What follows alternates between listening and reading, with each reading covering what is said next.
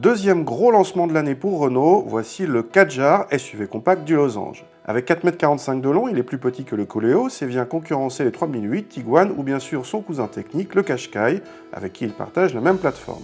Esthétiquement, le Kadjar se reconnaît facilement comme une Renault avec un côté Clio Estate de 3 quarts arrière.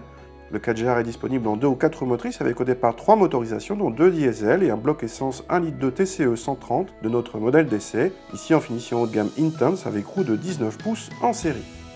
L'intérieur est plus sage que celui du nouvel espace avec un écran central de taille normale qui permet néanmoins de commander toute une panoplie d'assistance au conducteur dont le freinage automatique.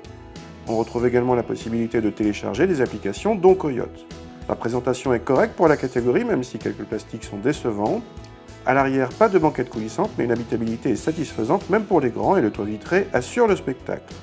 Avec 472 décimètres cubes annoncés, le Kadjar dispose d'un des plus grands coffres de la catégorie. Contact et le 1 litre de TCE se montrent très discrets, de même que les interventions du stop and start. Le petit 1 litre suffit à animer le Kadjar sans problème, mais le côté très lissé du moteur, associé à la boîte allongée, donne la sensation qu'il ne se passe pas grand chose quand on accélère, spécialement sur les derniers rapports trop longs.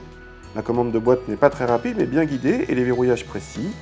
Côté châssis, le Kadjar privilégie clairement le confort, même en route 19 pouces, mais manque de dynamisme. En contrepartie, il s'avère très rassurant sur petite route. En consommation, Renault annonce notre Kadjar essence à 5,6 litres de moyenne, soit 126 grammes par kilomètre de CO2, un chiffre meilleur que celui du Qashqai de 115 chevaux, mais moins bon que celui du 3008 1 litre de PureTech 130 qui descend à 115 grammes avec un moteur plus vivant. Côté tarif, la gamme débute à 22 900 € avec notre motorisation essence en finition d'entrée de gamme Life, mais notre version haut de gamme s'affiche à 28 100 € avec un équipement assez complet.